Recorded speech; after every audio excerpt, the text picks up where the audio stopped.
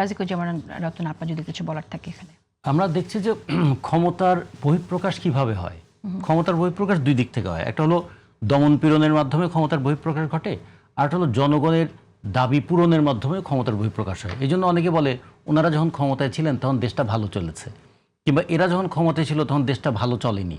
তাহলে ক্ষমতার বহিঃপ্রকাশ দুই দিক থেকে দেখতে হবে। কিন্তু আমরা এখন ক্ষমতাকে সব সময় অর্থনৈতিক স্বার্থের সঙ্গেই সম্পৃক্ত করে দেখছি।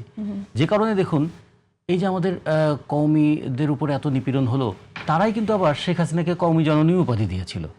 তাহলে এই যে ঘটনাগুলো ঘটে তার মানে কি কোনো একটা আন্দোলনের একটা তো নৈতিক আবার যারা কওমি জননী উপাধি দিল তারা আবার এই গণঅভ্যুত্থানেও আবার অংশ নিল, দুইভাবে দেখা যায়। বলে সব মিলিয়ে তো এগুলো একটা খুব কনফিউজিং, যেটা আব্দুল্লাহ ভাই খুব যথার্থভাবে বলেছেন যে অনেকগুলো ধারা আছে, সেই ধারাগুলো কেন একত্রিত হয় অথবা কেন বিচ্ছিন্ন হয় এটা নিয়েও কিন্তু বিতর্ক করা খুব কঠিন। কারণ ওরা বিতর্ক করতে গেলে ওখানে আবার কে কাকে যে কি ট্যাগ দিয়ে দেবে।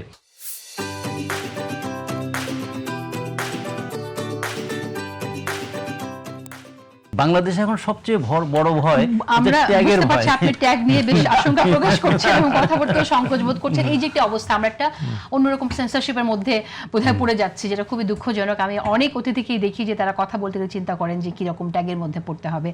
একদম 30 সেকেন্ড ডক্টর শান্ত যদি কিছু অ্যাড করেন আপনি।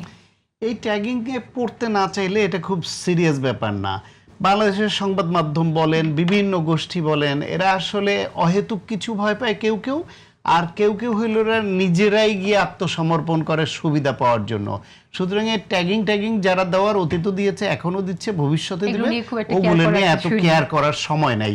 শেখ হাসিনার সময়ে এইসব কেয়ার করি নাই, এখন কেয়ার করতে হবে।